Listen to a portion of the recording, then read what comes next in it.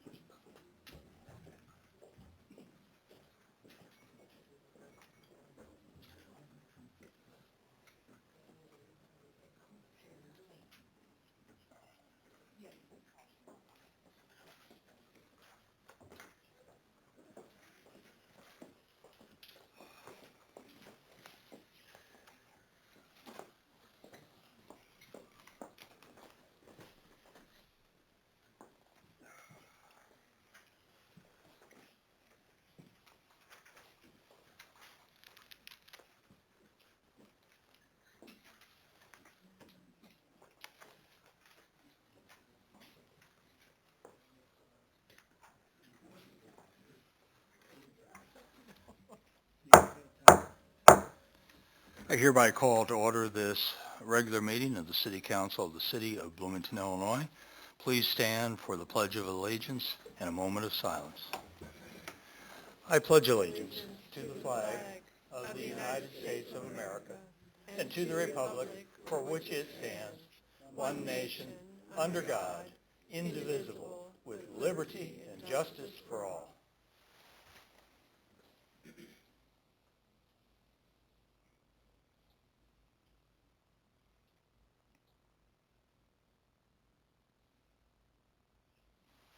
Thank you, everybody.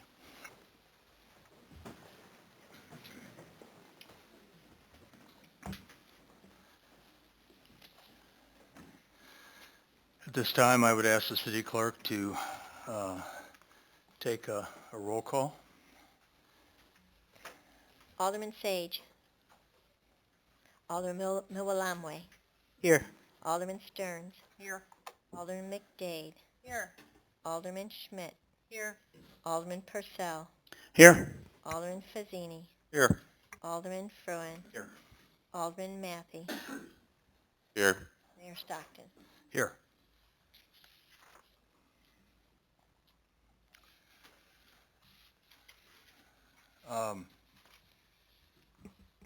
For our first item this evening, it was a long morning with all the roads and so on. We have appointment of police patrol officers, and that would include the oath of office. We have two, Officer Donovan and, is that Hovland or Hovland? Hovland, okay, so I was right the first time. Are with us today. We had two officers that for various reasons, including the birth of a baby, are not with us tonight. So I would ask the two officers and their sponsoring, and the sponsor to please approach the podium. And anyone that would like to take pictures of this, you're welcome to come up behind and take pictures from this angle. My name's Clay Wheeler. I'm the interim chief of Bloomington Police Department. It's my pleasure to introduce Ryan Donovan.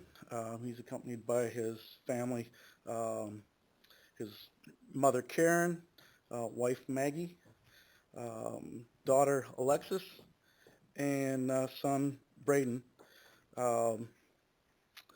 Officer Donovan comes to us. He was employee of a furniture store and a substitute teacher prior to getting this appointment. He went to Dwight Township High School, and he went to Eastern Illinois and got his bachelor's degree there. Also, Officer Trenton Hovland, and he is a graduate of South Dakota State with a business degree. He came to us from an accounting firm in Springfield. And we're very pleased that they made it through probation. They're going to serve us well. Okay. At this time, we're going to ask you to approach the clerk who will administer the oath of office. And after that, you might be thinking a little bit, because we're going to give each of you a chance to make comments about your experiences so far, how it feels, maybe how you got here to Bloomington, a minute or so. So please approach for the oath of office.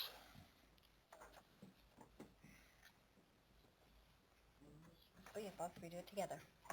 So, gentlemen, I'm going to ask you to raise your right hand, repeat after me, and when I say I, state your name, state your name. I, state your name. Having been appointed to the position of Police Patrol Officer in the City of Bloomington, in the County of McLean, do solemnly swear that I will support the Constitution of the United States and the Constitution of the State of Illinois, and I will perform the duties of the position of Police Patrol Officer according to the best of my ability. Congratulations. Thank you.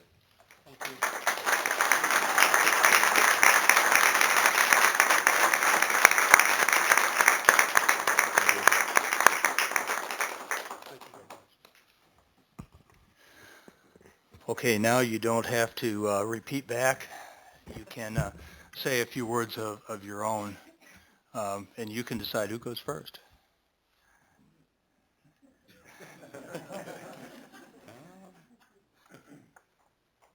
Well, I just want to say it's been a good experience so far, and it's nice to have such a great group of people to work with, and make the training a good experience. Everything's been good so far. Yep, everything he said, I appreciate the opportunity I've been given, and I've enjoyed everything I've done up to this point, and look forward to continuing on to hopefully a long career. Up to this point, you feel it might get a little rougher? Yeah, we coddle the recruits, yeah. So, no, it's really great to have you here, and one of my favorite things to do at a meeting is to see new officers come.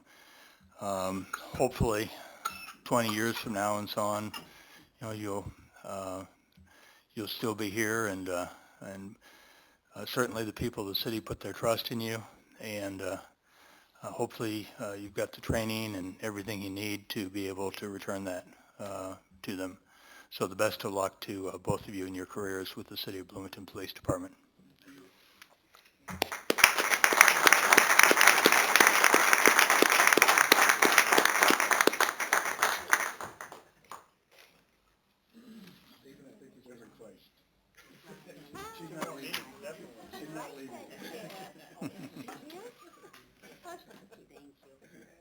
Bye-bye.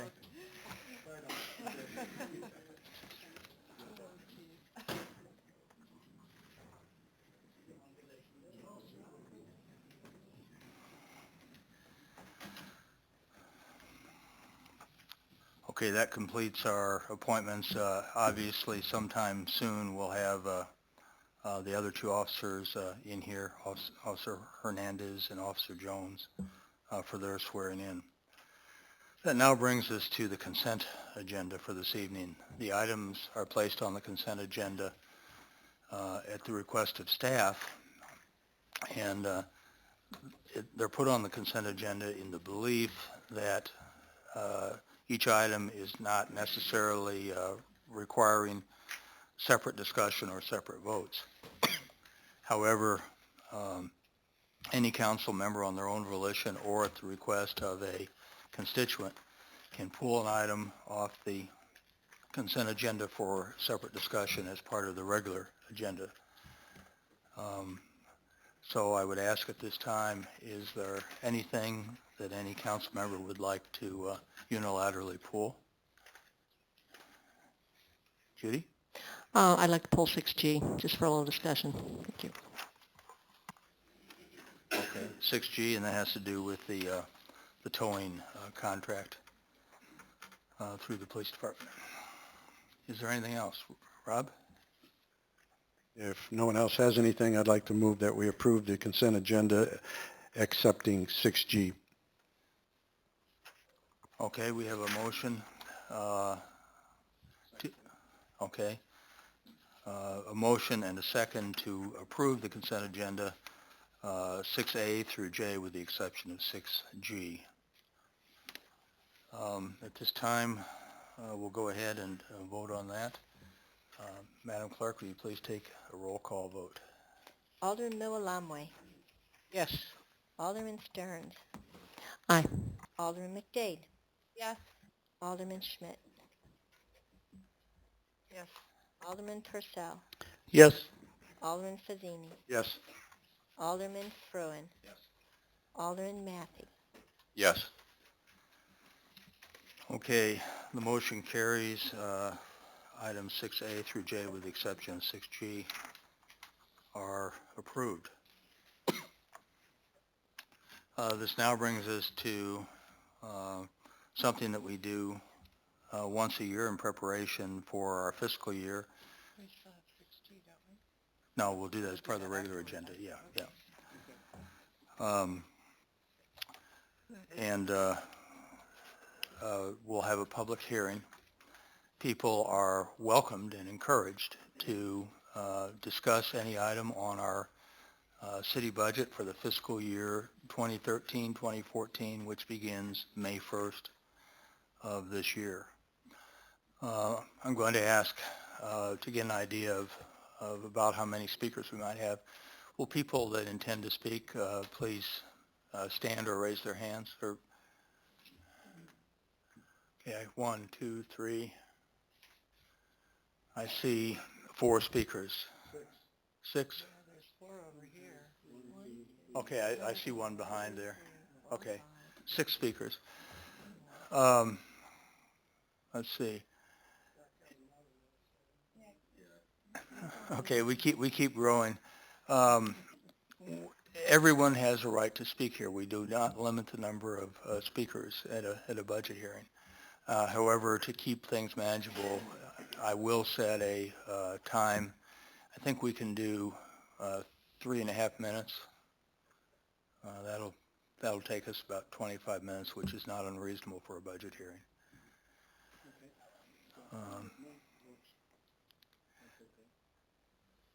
Is that okay with everyone? Okay, with that, when people approach up here, again, please watch me. I'll try to give you a high sign when you're nearing the end of your time. Secondly, there will be a sign-up sheet up there.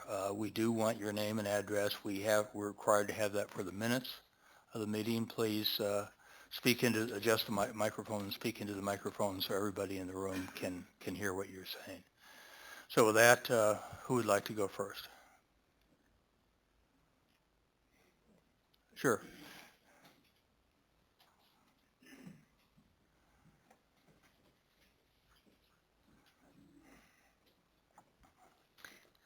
Whoever's going to do the speaking needs to sign in. Okay, we're both going to share the podium if we may. Okay, then All righty. sign on one line together if you would, Okay. just so we know that you're... Mayor Stockton and City Council, we want to thank you for the opportunity to speak. Uh, I'm sorry, Meredith yes. Lovelace, and my husband Tom Lovelace, Meredith Properties.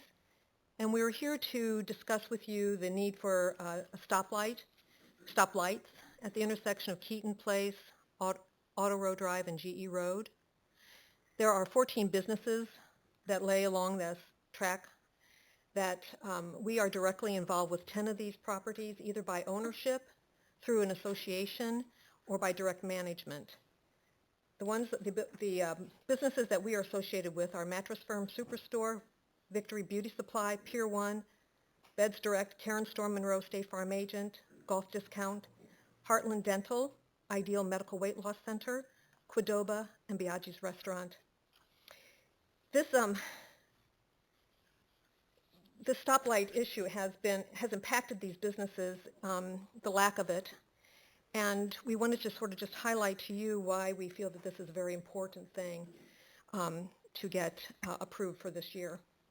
So, Well, first of all, I'd add to Meredith's comments that there really are a couple opportunities for development there too. We named 14 businesses, but there's also a vacant lot that's between Lazy Boy and the Federal Express there, which is a very big lot. Plus, when you think of Brad Barker's property there, he purchased from another auto dealership, an extensive lot that runs the whole east side of that property, and there's a lot of that lot that could be developed too. Now, we got together as businesses and talked about the problems that we've experienced there at the property, and really what the one of the problems is the lack of access to an easy exit from both Auto Row Drive and Keaton Place. One of the problems is the speed of the vehicles coming off Veterans Parkway or coming across Veterans Parkway onto GE Road. When the cars are accelerating there, it really puts pressure on the two side streets in regards to actually getting into those streets or exiting from.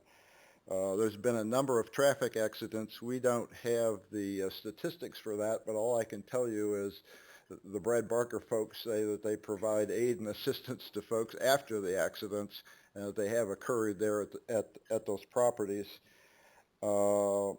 Another problem that we've had is traffic backup on both sides, on the Auto Row Plaza side and Auto Row Drive side, and also on the Keaton Place side. I mean, if you've gone to Biaggi's, if you've gone to some of the other businesses on the Keaton Place side, I mean, it's difficult to come back out on Keaton Place. You can't make a left-hand turn. You have to go right because of the traffic situation. If you're over on the GE Road side, you can turn right to go to, the Veterans Parkway, but you can't, you can't go left because of the scenario.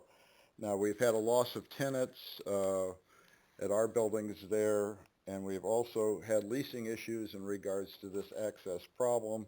There has been a financial analysis done, and these properties earn back in 2011 over $1 million in regards to sales revenues and real estate taxes, and this project will pay for itself over a period of time. You have 10 seconds. Okay, and what we're asking for are the stoplights and left-hand turn lanes. Thank you very much. thank you. Thank you for your input.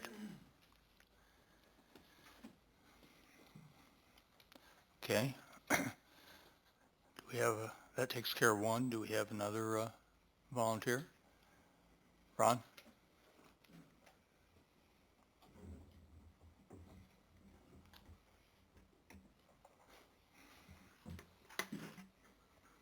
Ron Schultz, 1208 East Oakland Avenue. I just wanted to speak a few minutes about priorities.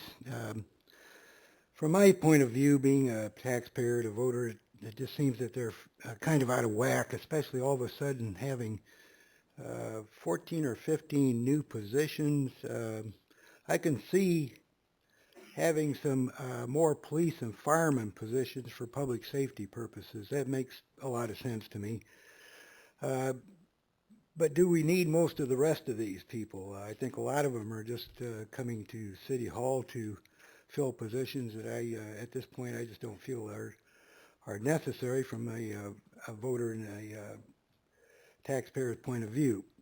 I do want to say that I congratulate the City Council for including a civil engineer in the water department. I was just talking to Craig, and I still don't understand how he's gotten by without one this long. I'm afraid you're going to pay for it. If you don't get him on staff real soon, and a very good one, you're going to pay for him now and later. The first priority I'm interested in is pensions. I think that we shouldn't be adding to it with more personnel at this point. To me, the important thing is to take some of these reserves, which in my opinion are totally worthless unless they do something. If they just make it able for us to borrow more money, whoop-de-doo. I think that we should put them into pensions and take care of some of the upfront cost of the pensions right now and stop pushing them down the road onto future taxpayers, which are, by the way, our children and grandchildren. Infrastructure, the roads here are terrible, and Public Service has come out and proven it. They've given them, they've done a scientific review of the roads, and they've shown that the roads are terrible. They're not getting any better. We need more money to possibly go into that. We need, the water needs are going in the right direction. The Water Department is going in the right direction. They're looking at alternate water supplies, and they're working with the Illinois State Water Survey. That's great. Sewers need the evaluation that's being developed by the Public Service Department, and I think that's a very good thing. However, sidewalks are still a problem in this city. They are a dangerous problem for people who use them. Some people are looking at the future whereby we ride bicycles a lot and do a lot of walking. Well, sidewalks are part of that. Priority number 3 that's interests me is that we should not give up on outsourcing. I know some people think we should, but I think that the outsourcing is a good way to evaluate departments, and particularly in City Hall. I think you should look at human resources, finance, legal, and other departments.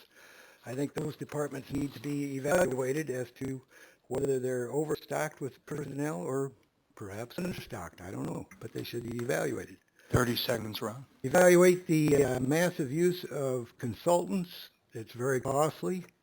Think about it. We pay a lot of money for consultants. You don't, the public doesn't see much of it, much information about it, but we're paying a lot of money for consultants. Also consider the state of Illinois will be putting pensions, school pensions probably back into school districts. This will affect the future of our property taxes, and it may the city may have to cut back drastically. So doing things now is more important than it may seem, and I thank you. Thank you for your comments. Okay.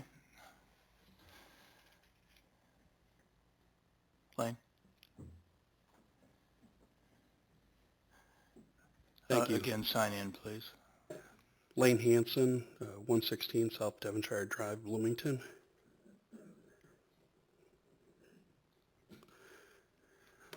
Just wanted to ask the council, much as Ron did a minute ago, in looking at the different priorities. We love this community. We don't want to be without parks, things like that, but the priorities really, in all the people that I've talked to, they want to see those pensions funded, and they want to see those streets repaired down the road as we are able. Adding parks certainly is not a bad thing, but because there is that quality of life, but the quality of life as people are driving to their daily activities and to work has an impact on that as well.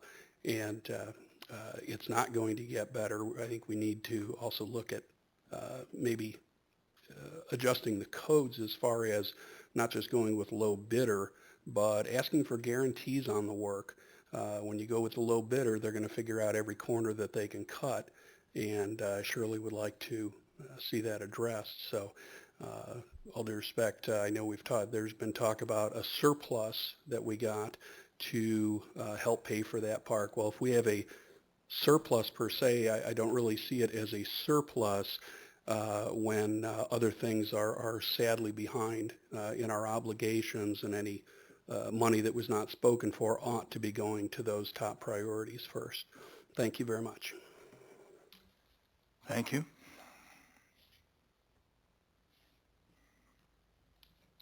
Alton?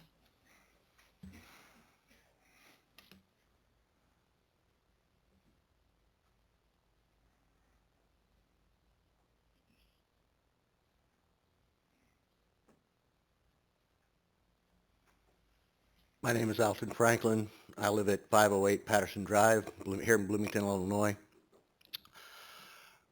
There's a lot of things that have already been said. I was really, I guess, to be kind, nonplussed when I read about the surplus that was talked about. I think y'all have had a closer, a much more intimate look at the finances that are currently existing for the city of Bloomington. We've got well north of 130 million that we have promised to pay our firemen and our policemen, our first responders. We have $60 million, and that's a conservative estimate to bring us to a 6 out of 10. And Mr. Schultz hit the nail on the head. Priorities are not screwed up. There's just no priorities. There's nothing that is being done. One of the things that I admired about the gentleman that used to sit where Mr. Matthew does is that he at least spoke about the cost overruns, the times where we said, this is what we're going to spend, and then we wound up spending a substantial amount more. I'm looking at the figures in the budget headlights here, and we projected $163 million and we spent $183 million. Folks, that's a hell of an overshot. I mean, I just don't understand. If I did that with my personal budget, God only knows where I'd be. I think I'd be talking to the township people because I wouldn't have anything left. Right now, we are on a really, really bad road, and I'm not just speaking in terms of our infrastructure. We've also got some substantial problems with other infrastructure, the sewage and water systems. We got to find another water supply. We've got sewage infrastructure that's over 100 years old.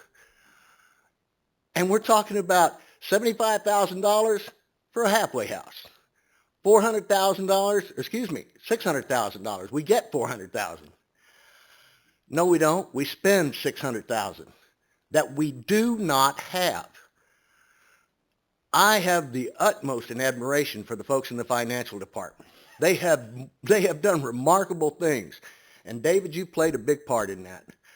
I admire what has been done with what's been given. I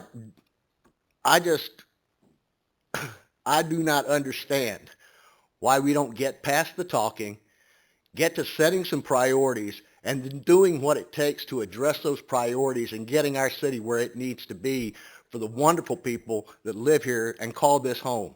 Thank you. Thank you, Alton. I think we have at least 3 more.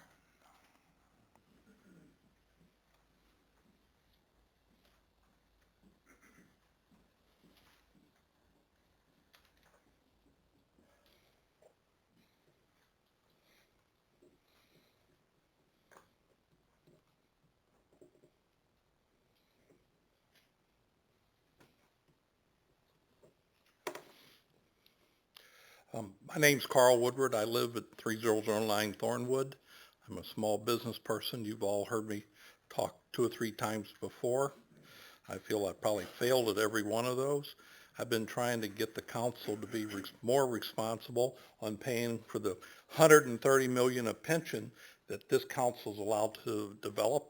And I see no plan. I've been asking for plans. I've been asking for a payment schedule. There is not one. If there is, you folks won't give it to me. That's disturbing. I know your heart's in the right place. You got to be responsible. Illinois is the joke of the nation, and we are behind $200 million on infrastructure and pension and health care. And what are you doing about it? I don't see a plan. The Bloomington Center for Performing Arts loses a couple of $1 million a year. The Coliseum loses a couple of $1 million a year. No matter what's reported, that's what it's losing. The streets are crumbling. Talking to Mr. Hales, I don't know how big the infrastructure problem is, but you folks need to listen to David. He knows what he's doing. Where's the public's plan? If you have one and I missed it, I apologize, but I'd like to see it. If anybody thinks what I'm saying is baloney or any of the stuff I talk about is wrong, call me and I'll sit down with you. I've done that with Jim Fruin, and he's a great to deal with. If you think I'm full of baloney, tell me. But you're being irresponsible as a group. If you look at your debt for the last 6 or 7 years, go look how much your debt was 6 or 7 years ago versus now. You think we're a lot better off? The reason we got cash in the checking account because of David's good management is because your charge card's up. Think of it this way. Your $200 million that you owe is like a charge card. That's why we have cash. Do we have a surplus? Only because you don't pay your bills. Please help us to improve things. The health care, Bloomington's like the state for health care and pensions. Please do something. As published in the paper, I think one of you in here want to say, well, we'll follow, or somebody's running for election, we'll follow the state legal minimums of payment. So that means you pay $1 million or $2 million a year for 20 years, and then you have a $30 million payment in around 2040. Who's going to write that check? $30 million. So to follow the legal thing is a joke. Please, you need to reduce expenses. To hire 16 more employees, whether we need them or not, we can't afford it. I don't know how many employees we have, 600 or 700, and we're adding 16. You need to be cutting a few so we can pay our bills. You folks are burdening my kids and my hopefully grandkids someday by being irresponsible. If anybody thinks I'm using that word wrongly, talk to me later. Convince me. I'll listen. You're being irresponsible. So you need to get your expenses down and have a plan for funding the charge card you've let develop. Carl, 10 seconds. I know all of you have your heart in the right place. You need to have some financial discipline. Thank you very much. Okay. Thank you for your comments.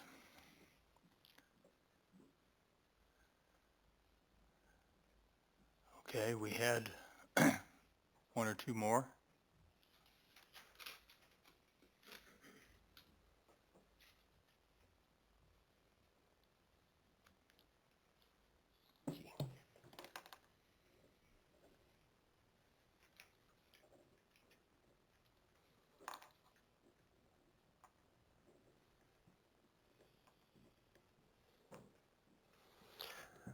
My name is Bruce Meeks, 1402 Wright Street, Bloomington, Illinois.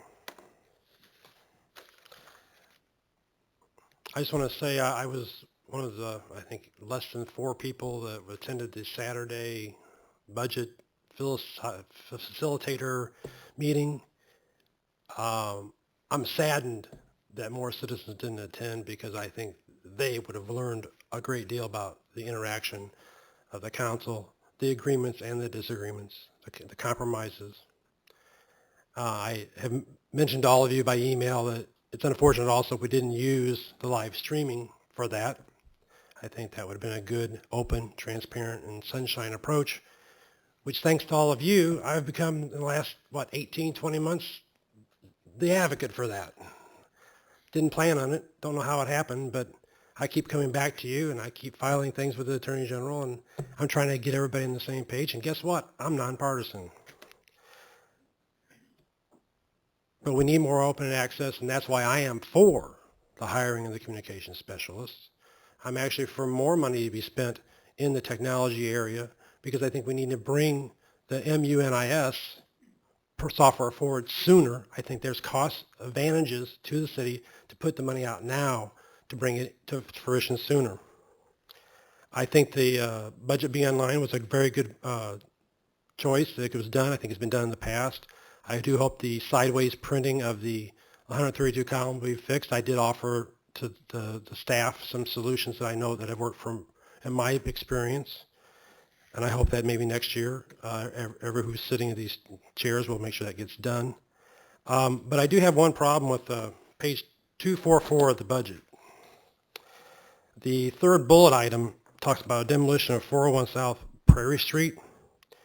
And I'll surmise it very simply. It violates the city ordinances. Have you guys paid the fine yet? Why are we having a double standard? You're trying to hold the citizens to a standard, but you as a city, Mr. Hales, why are we not taking care of this and filing our ordinance violation against ourselves? How many other properties, and I now have finally after 3 years a list of all the properties, how many other properties have had weeds too tall? They're city owned. Oh, that's right, we spent $150 for a weed killer during a drought to take care of that. And that brings me to my final point. We had a lot of unallocated money that had not been spent. I never have been able to get, and I haven't taken the time to ask because I don't think I'll get it. I'd like to have seen a published record of what funds the money was not spent on, because I've seen things in the budget this year that were budgeted last year and the money was never spent. 30 seconds, Bruce. So I would like to see that maybe we expand what's put out there for the people in the budget and that we start the process sooner. The bottom line is we need jobs in this community. And we need that for our urban growth. That's a standard that any urban planner will tell you.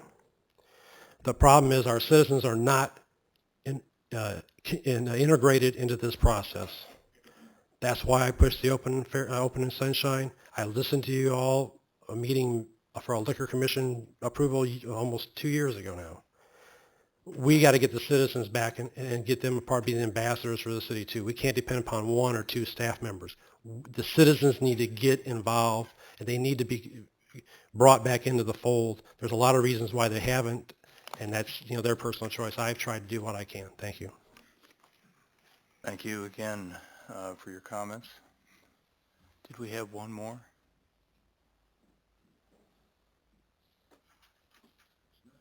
Okay. Is there anyone else that would like to add their 2 cents or 2 millions or whatever worth to our budget? Okay. I'm going to close the window for public comments and declare the public hearing over. I just want to say that obviously we have people that disagree with what we've done and what we're proposing to do. I think we do want to sit up here and listen to that very carefully because we don't have all the answers as a council. At the same time, we know that no matter what we do, we're going to have people that disagree with our actions. Some people are for some things, some people are against some things. We even heard some of that here. So it's up to your elected representatives with your guidance and input, including this, to make some tough decisions, to set priorities, and to look into the future, including our future economic growth, our future quality of life, and of course, future payments that we have to make. And that's what we're trying to do. David, is there anything you wanted to add before we move on? Okay. And again, you may want to, I noticed you were taking some notes. You may want to check into a couple of those things, including the alleged violation. Okay.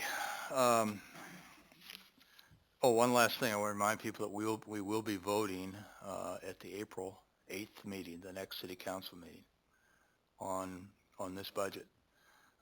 We have 2 weeks now to consider the information we've been given and so on, but the final vote is expected to be held at the next meeting, Monday, April 8th. There will be no public input at that meeting, so if you have further comments, talk to your alderman, and the alderman will be able to have some discussion and debate at that meeting. Okay, moving on. This now brings us to the regular agenda. The first item on the regular, or the only item on the regular agenda, would be the item that was pulled from the consent agenda, item 6G. That's renewal of a towing bid to Joe's Towing. And David, I'm going to ask that, since that's a staff proposal, that you explain to the people in the room what that is about. I'd be happy to, Mayor. Let me ask Barb Atkins, our Deputy City Manager, to come forward. And let's see, we also had, I think over in the police department, we did have someone also put together a kind of a memo. I would encourage the council to kind of look at the council questions, comments, and staff responses. There was some questions asked about this topic. We did attach to our response a survey of vehicle towing fees, and there is about a 2-page memo from the police department. But let me just indicate again, tonight what we're asking is for the council to approve the fourth annual renewal option to the towing bid, 10,000 gross vehicle weight and under to Joe's Towing and Recovery for the period of 1 year commencing May 1st, 2013 and ending April 30th, 2014. So once again, it is indicated in the staff backup report back in 2009, there was a bid let, even though there was a lot of interest, that had allegedly been shown to respond and to participate in this bidding process. There was only two, I think, responses that were in compliance with what the city had issued. Because of the large amount of administrative staff time and efforts, there was some option periods added to this contract. Tonight would be the last and final renewal option on this contract, which means that if approved during this next year, it would be an opportunity to take input from the council, to other vendors, to the public at large, anyone who would like to give input as the staff begins to put together and structure a scope of work and a proposal to put out for bid in 2013 for the following year period. There is going to be that opportunity. I do know that among several programs we have, towing, vehicle for hire, taxing, these are very labor-intensive programs and services that the staff has to administer and to handle on a day-to-day basis. Won't necessarily get into all the reasons, but this does take an inordinate and a disproportionate amount of staff time to administer. There is a lot of interest. There's sometimes a lot of complaints, and issues arise from administering these. However, we try to do our best, and I think even 4 years ago there was a lot of council input given that was taken into account when we put that out for bid. So once again, there will be that opportunity in this upcoming year to get additional input, additional direction, thoughts from the council, as well as companies who want to be considered for these towing services in the future, to kind of structure again that process to seek competitive bids.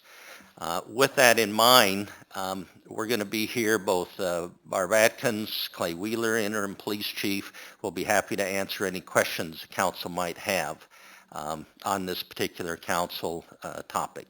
Turn it back to you, Mayor. Okay, and Judy, you were the one that pulled it, so I'll give you an opportunity. Is there anything you'd like to add before we go forth? Well, I appreciate, David's comments, and I understand that staff time and all that sort of thing. But I'm just responding to individuals whose car has been towed for whatever reason, who discussed the fact that they couldn't get, things out of their car unless they paid. I'm learning a lot from the questionnaire and all that, unless they paid the full, the initial towing fee, apparently, that retrieve things from their car, except for those critical things that the state regulates. Some of that's governed by state law. For instance, if you had Clay, would you talk into the microphone, please? I'm sorry, some of that's governed by state law. For instance, if you had maybe a valuable stereo in the car or something like that, you wouldn't be able to get it out of there because that would be part of the lien, so to speak, for the tow company to try to get their funds. Perishable items, IDs, that type of thing, they can get in and get. I see here that the owner said he's willing to discuss a provision that would allow for no storage fees. That was another complaint that I've heard. I mean, I've just heard, these kind of nightmarish stories of this huge fee that the person, the individual, the owner, doesn't understand. And I just, when this came up some time ago, I got into sort of an email thing with Todd Greenberg regarding this. And my understanding was that we could have some input into this. I certainly think a good beginning point would be to get a provision that would allow for no storage fees if the car is retrieved within 8 hours. And also to make sure that, there was an avenue to retrieve the car. Is that something that we can look at? I mean, it says here that he's willing to discuss that. Well, the owner, Bruce, is here. Okay. That is something that was discussed as far as 8 hours. I'm sure he wouldn't agree to no storage fees, because if it was there for weeks and weeks, that would Right. cause them quite a bit of an expense. And that's understood. This just says, Bruce, quote, Bruce said he is willing to discuss a provision that would allow for no storage fee if the vehicle is in the lot less than 8 hours. So I guess what I'm saying is, great, why don't we, put that in?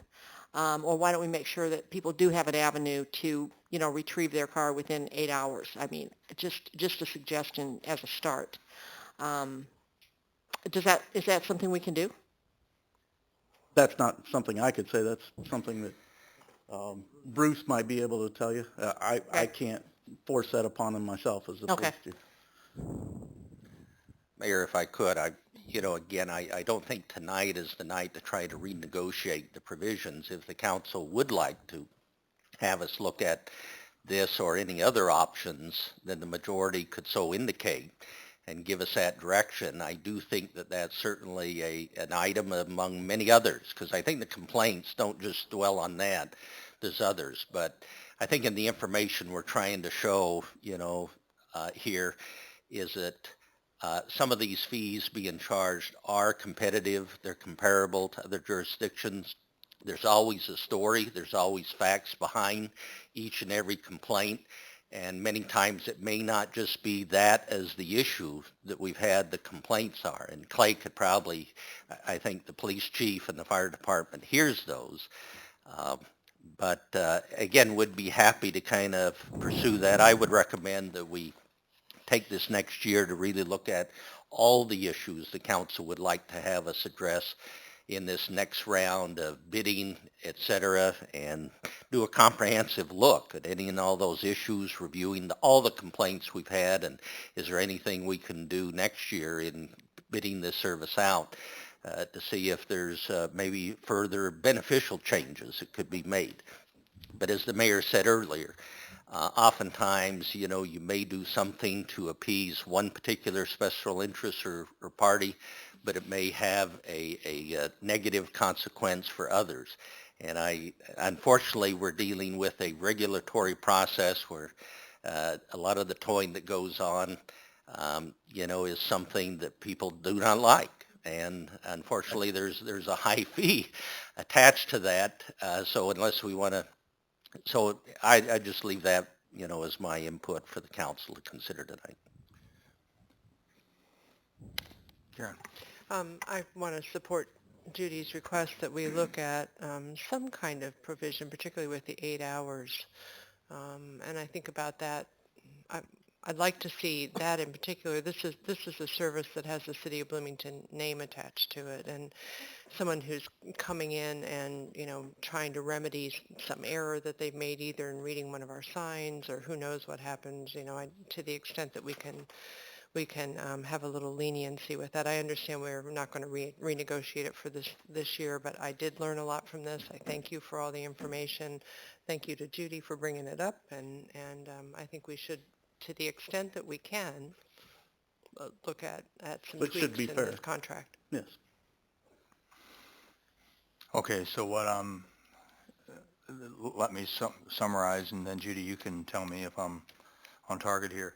There is some concern about the costs when somebody comes here, even if they're at fault and the storage fees are assessed to them. We want them to feel like, well, it was my fault, but these do seem fair. Now, it's my understanding that if we towed the car and the reason is later found to be invalid, that these fees were not assessed. Is that correct? Ask the chief to respond to that. Yes, if they're found innocent of the charges, so to speak, they would, if they had already paid the fees, then they'd be reimbursed them, or if, it was before they had paid them, then they'd be released from the fees. And If they were found the not city in winds violation. up Right, correct. paying for our error Correct. in that. Now, I agree. I don't think we want to get into a negotiation session here tonight. I think the thing before the council is to say, are we willing to look at one more year, knowing that our city manager and our police chief will take a look at some of these things, especially with Joe's willing to talk about reducing those? Or do we want to hold this over and do that? So Karen, you're saying no. I would like to take care of this now, but we'll see what Judy and Jim have to say. Judy. Thanks. You know, I'm really troubled by the concept that we're looking at the guilt of the individual, even looking at it. I mean, cars, I understand, have been towed out of, for instance, the BCPA lot or something because they were improperly parked. Someone could make an honest mistake and think they were parked properly, and they weren't, and I do believe that that has happened. I mean, I'm not looking at towing as a punishment. I'm looking at it as a certain, you know, this is a business that performs a service. I believe the owner back there kind of, I'm not sure what the truth of this matter is, but, you know, this guilt innocence business really bothers me because I think it could be very much up in the air. And a car gets towed. Someone has to pay for that. Clearly, it's a service, no question. So if the person is innocent, so to speak, then somebody still has got to pay for that tow. Then apparently the city or whoever ordered the tow, if it was the police, you know, with all due respect and everything, has made a mistake apparently, if that happens. But I don't see that exactly the city should have to pay for it either. I mean, that sounds kind of weird that we would be reimbursing someone based on the fact they were innocent, and who's going to judge that? And maybe if we could have the owner tell us the reality of how that all works out. I don't get that. You know, I'm not seeing this as a punishment to the guilty. I'm just seeing that a car somehow gets towed for whatever reason. And yes, maybe there is guilt. You know, I'm sure there, in most cases, many cases, maybe all cases, there is. It's been my experience that sometimes Joe's doesn't necessarily hold us liable for those charges if that's appropriate. If it's something that's our fault and they've put time and everything into it, and we caused them to have to do the service, then yeah, we do pay for it, and the city should pay for it because it's our fault. Mm-hmm. Right. But anyway, just to wind up my views on this, this to me, there's too much here for me to really be comfortable with this. I would like to eventually, I guess, make a motion that we hold it over. I don't really even understand why we pay $47,500, or Joe's pays the city that much money. And in normal, that's not the case at all. I mean, I'm kind of troubled by the concept that we really want to retain ownership of these vehicles that are left in his lot. I mean, I don't know. I'd like to discuss with the town of Normal the fact that they allow Joe's Towing to keep the cars. I'd like to see how they're doing, how it's working for them. And I'm wondering if it might not be worthwhile to consider not charging Joe this large fee, but I just this to me, it doesn't make a great deal of sense. But I want to say in closing that I totally respect the fact that Joe's is in business and is performing a very valuable service, and certainly has the right to charge fees. I just want to make sure that they're defined, they're not arbitrary, the citizens understand them, and they're fair. And that's where I think some good discussion could happen. That's all I have to say. Thank you.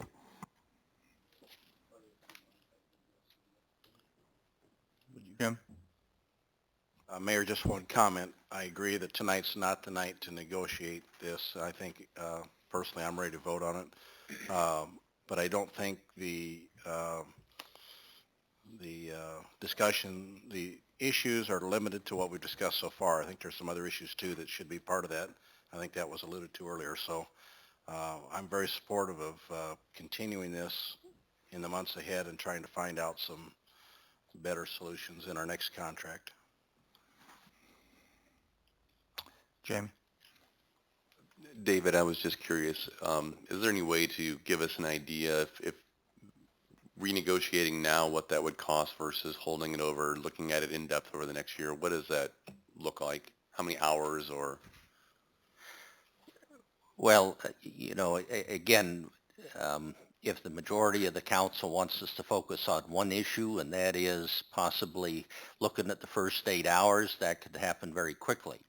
But if we start to look at, all the issues that Alderman Stearns would like us to, we're probably talking about a work session or two with the council. That could be very extensive, which I think is better, designed to do during this next year, in the last year of this contract. So it just kind of depends on what does the council want us to negotiate in this last option year versus what should be looked at in the next go-around as we look at the next contract. So it sounds like we're talking possibly weeks, if not months, of Well, and keep pushing in down mind, the road. the contract does expire the end of April. So, ideally, we'd like to have the council take some action. Of course, between now and April 30th does not allow us time to kind of rebid. But the more the majority of the council can be specific as to what they want us to address, the better for myself and staff. Okay, we're getting deep into this. It's time for a motion one way or another. Judy, I'm going to defer to you. If you want to make a motion to hold this over, we can put that on. Of course, that'll need a second and majority support. Personally, I feel like we should probably make note of these and ask our city manager to do this and move on and incorporate this the next time around. But that's up to the council. I'm going to give you an opportunity to make that motion if you'd like. I don't want to make that motion. I don't think it would pass. Okay. But I do want to say, since, you've said this, that tonight I can support this with the caveat that the owner is willing to discuss dropping the storage fee if the vehicle is retrieved within 8 hours. So if that can be, sort of put in there or discussed, then I'm willing to go ahead and support it. If not, then I'm not comfortable really with it because I've just heard from too many citizens that they felt they were, wrongly treated, and I've heard it on, some very, very passionate people saying this is just, not quite kosher. And I don't fault the owner. I just say there's a process here that needs to be rethought. So that's where I'm at. Thank you. Okay, well, we've given you an opportunity to get some of these things out, and I think there's some other aldermen that also have a few qualms about this, but we need to decide what we're going to do right now. So, Karen? I'll make a motion that we accept this bid as proposed to us. Rob? Second. Okay, moved and second that we accept this as it's provided here, even though there may be some qualms about it.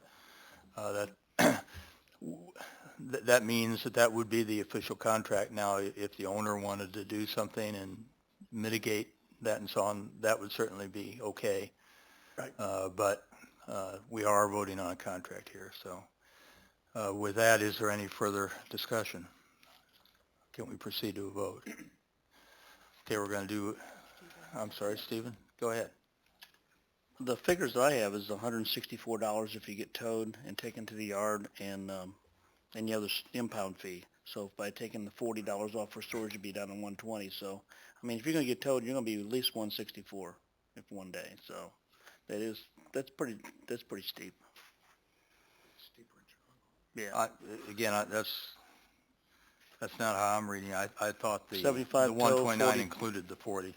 Don't think so. Impound fee under question 5, it says the fee covers administrative fees. So there's the tow fee and then the impound fee. Do you have that information? I don't know if you can suspend the rules and. As a contractor, he's part of your thing, But so you can allow him to. Yeah, he can. Right. Okay. So I park in the wrong spot, I get towed, I'm there for less than 24 hours. What would be the amount? 3 miles. Oh, Bruce Pettigo with Joe's Towing and Recovery in Bloomington, Illinois. We've held the contract for the last 3 years. Under the current contract we're working for was let in 2009. The high bid franchise fee was something that the city come up with at that time. It does add a direct cost to the vehicles towed, as well as Judy alluded to, the city does keep any cars that are not picked up. In that, I've got some papers for you I can give you that will kind of give you a little bit of an idea of that. The city sells approximately 336 cars a year at their city sale. That's 336 that we don't get paid for. We have figured that into our business plan. There is an impound fee. The way the impound fee works is, I'm going to give you two quick scenarios. You break down and you need towed to the garage. You shouldn't be paying for someone who broke the law, was arrested for a DUI. So that allows us not to address it all as one type of towing. That allows us to keep that rate at the 75 hookup, the fuel surcharge, and the mileage. That way, you who are just breaking down has a lower tow fee than somebody who has a DUI. The DUI, when it comes into the yard, we have a process for where we store the cars, we keep them in inventory, we get it ready for the city sale. That Bruce, impound fee helps cover that. I'm going to stop you for a moment here. Can you let's start with the question that Stephen asked. Depends on how you were, if you were just a breakdown tow or if you were impounded. There is a difference in those fees. Yeah, I parked in the wrong place. You parked in the wrong place. For whatever reason, I didn't see the sign. Going to be under current contract, the way it's written, you would have 80 between the fuel surcharge and the tow fee. If you were 3 miles, it's $4 a mile. That's $12, so you're at $92. Then you're going to have, once it hits the yard, you're going to have a $35 impound fee. And then you would have the storage. As I spoke to Assistant Chief Bob Wall this morning, he said there was some concern about a calendar day versus a lenience of time. Mm-hmm. We are willing to work with the department as we've always done. If the department mistows a car, we just give it back for free. We do not charge the city for that at this time. We stand beside our department. Our department does a great job. They're humans like the rest of us. Sometimes we make mistakes. Sometimes they make mistakes. We give it So the question is, I'm either BCA or downtown, and I get towed, I call you up, and I go to pick my car up 2 hours after you tow it, it's still going to be $164? Correct. And that is in line with other communities. Right.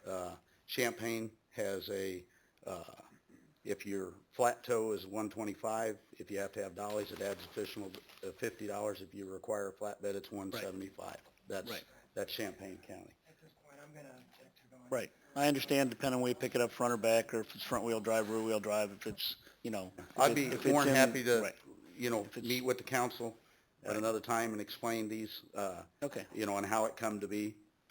But like I said, after speaking to Bob today, it was already changed in the computer on the storage. Okay, so the impound fee is always charged? Yeah. If it goes to the yard, yes. Right. And then there's an after-hour fee, another $20, so that could Okay, kick and it up that to was not 180. shown on the chart we were given here. Right. Yeah, impound fee when it goes to the yard. Right. If it is not to the yard, it doesn't get an impound fee because it's not been impounded. I just wanted to understand, exactly what the cost would be for a simple tow of being in the wrong spot, not breakdown, not DUI, not, any other kind of thing, arrested by the police, whatever, so. I don't know of many that the town does out of parking lots and stuff like that. Okay. If it was towed off private property, it's $85, and that's under the tow off private property. Also, when citizens' cars towed, you have a procedure called a post-tow hearing that they can go down and protest the tow on. If anything that the department done or our company done didn't follow the guidelines or the city ordinance or the state law where applicable, then they would get that refunded at no cost to them. Right.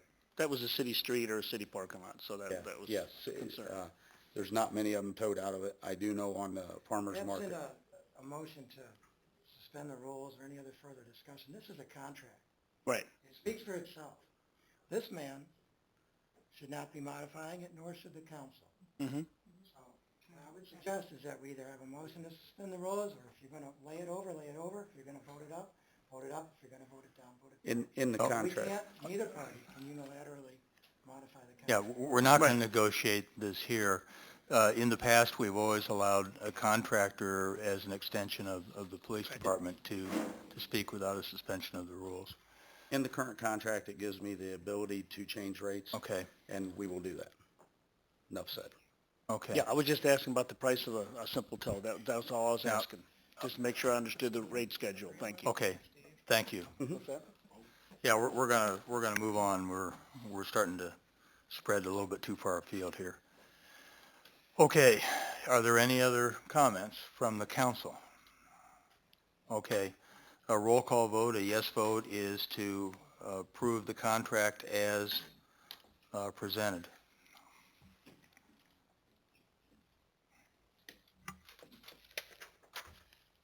Alderman Milamwe, Yes.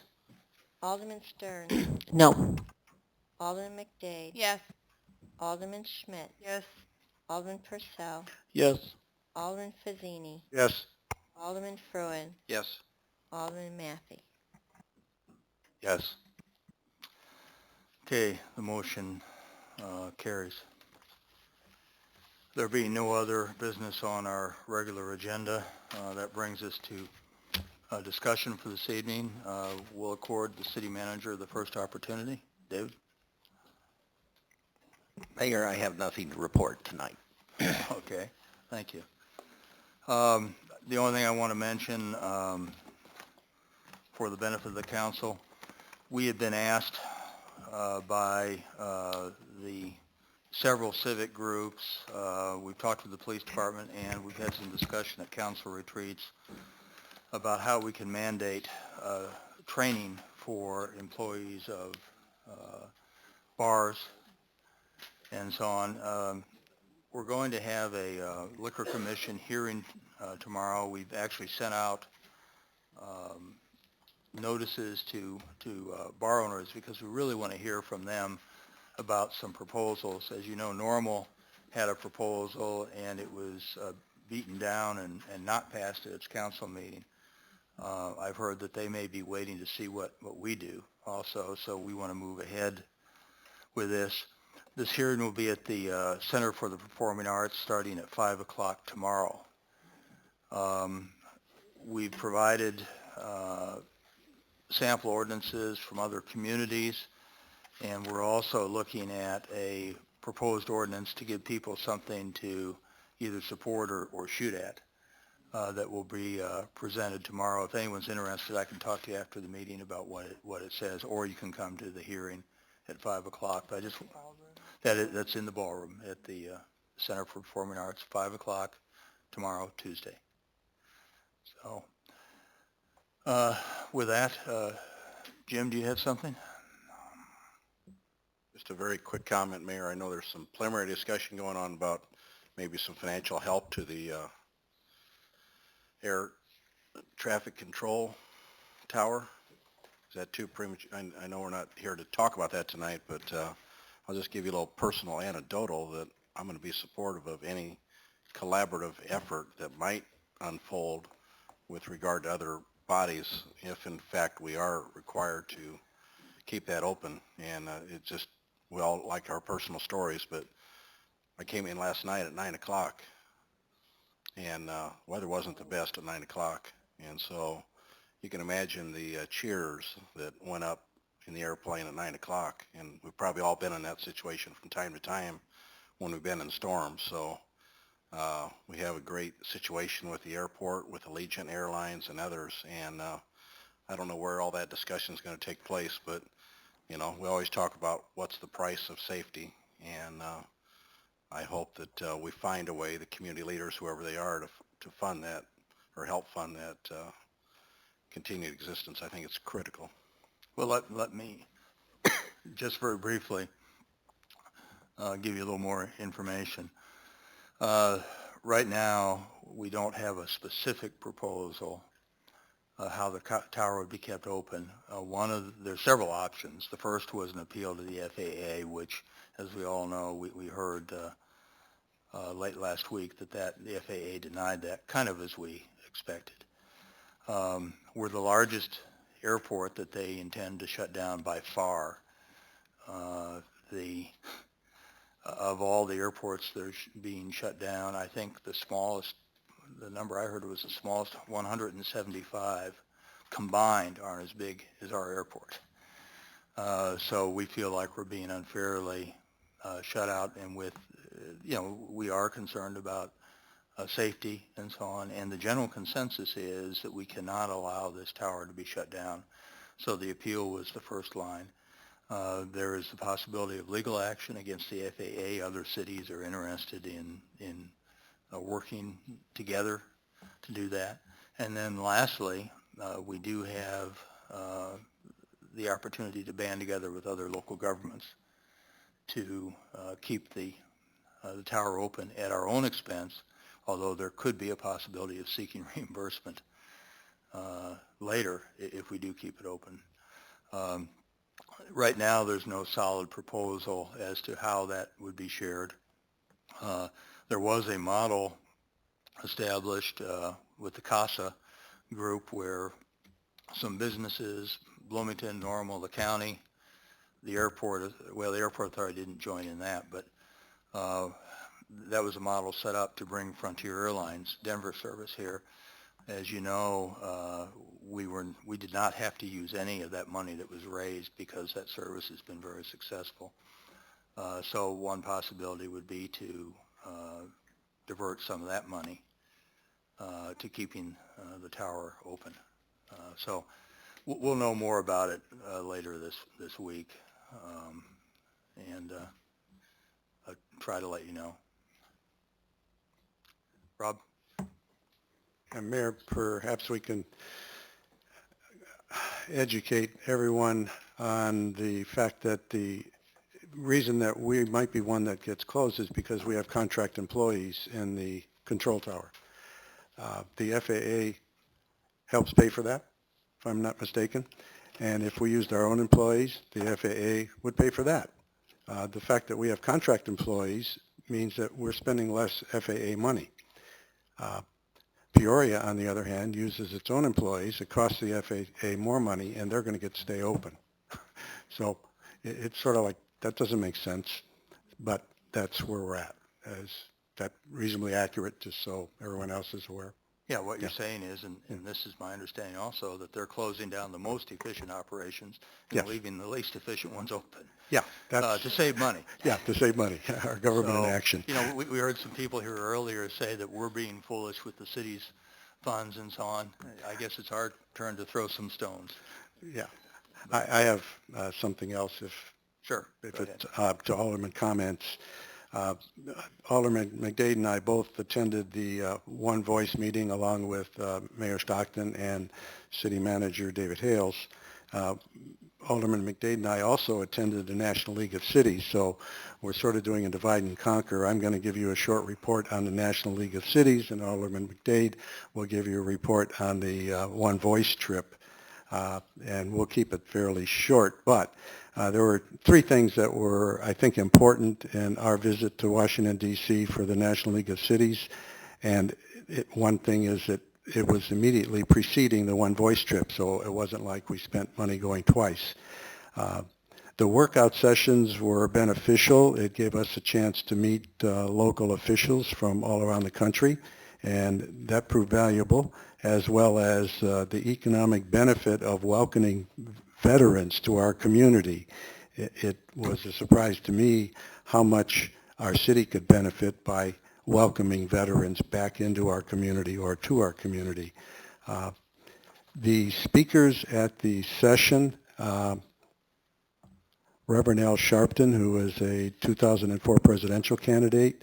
We had 3 cabinet members, secretaries, each speak. We had a former U.S. representative speak. We had the chairman of the Joint Chief of Staff speak. We had Senator John McCain speak. We had Vice President Joe Biden speak.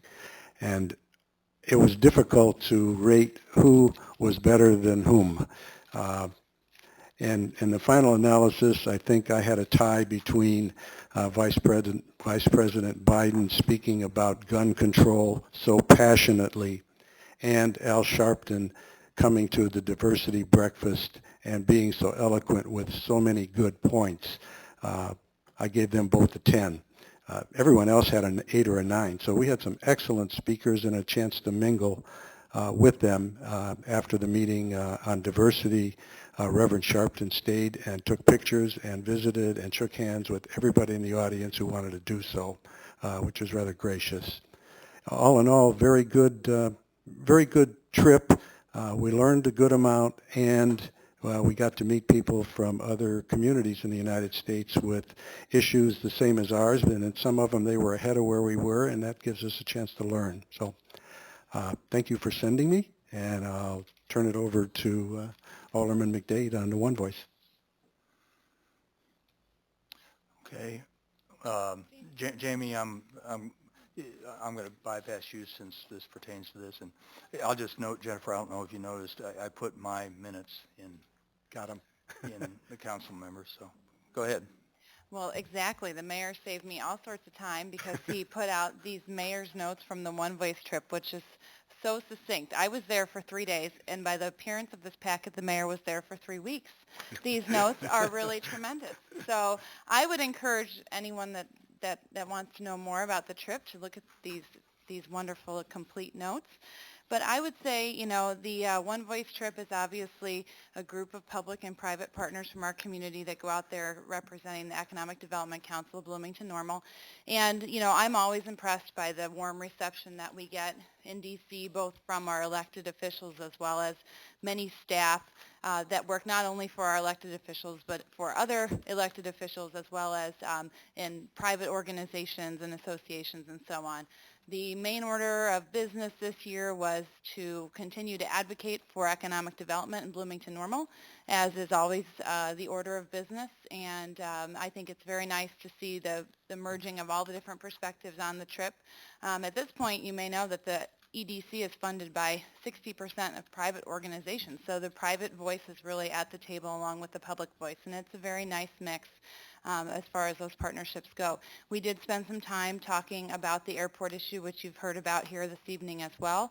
Obviously, the trip was 2 weeks ago, so the issue was at a different place than it is today. But there are many individuals that were on the trip, if not all of the individuals that were on the trip, that are going to be the ones that are going to be working together to ensure that our community continues to have quality, safe air service in this community. So I'll leave you with that, and I would, again, encourage you to take a look over the mayor's notes because they're really well done. So thank you very much. Okay. Now, Jamie. I just had two thank yous. David, thank you, and to you and to the staff. I know I asked some fairly complicated questions. It's going to take some time to put some numbers together for staffing and an org chart and stuff. So, but it's really going to help me analyze the budget. And the second one is I think that we probably all owe a round of thank you to Public Works for getting to work today. I mean, I was out and about at 5:30 this morning and made it successfully. So big thank you to Public Works today. Hear, hear. And Judy. Thank you. I just want to say that I join Jamie in the comment about analyzing the budget, and I'm doing that as well, certainly based on the public hearing tonight, as well as a lot of comments I continue to get from my constituents. So I also have some complicated and lengthy questions on the budget. If anyone's interested, there's copies on the back table. And I do look forward to receiving the responses in the next few days. And then I will be sending out an email with my budget position, as I did last year. And if anyone's interested in last year's, actually a lot of my concerns then continue on. And two quick concerns about the budget. I want to make sure that I'm not missing something here. But in looking at the levies over the last 3 years, what I'm seeing, and I just want to make a couple real quick points about the budget because I know I'll be doing that when we vote on it. What I'm seeing in the levies is that the actual amount of money that we're putting in to the fire and the police pensions are going down. I see in 2010, for instance, fire 3.4 million, 2011 3.1, and 2012 2.9. So and police follows a similar trend where the amount of money is going down. My comments on the budget and my vote on the budget are based not on any financial genius I have, but will be based on the Fitch and Standard & Poor's evaluation of the city and what they see as the outlook. Their concerns, and in the case of Fitch, it sounds very serious concerns about our pension funding and also our debt ratio as they discuss and our budget funds. So I just wanted to say that since we didn't really talk about it during the public hearing. my comments will be on email, and I appreciate the answers to my questions and Jamie's question, which is a very good question as well. Thank you.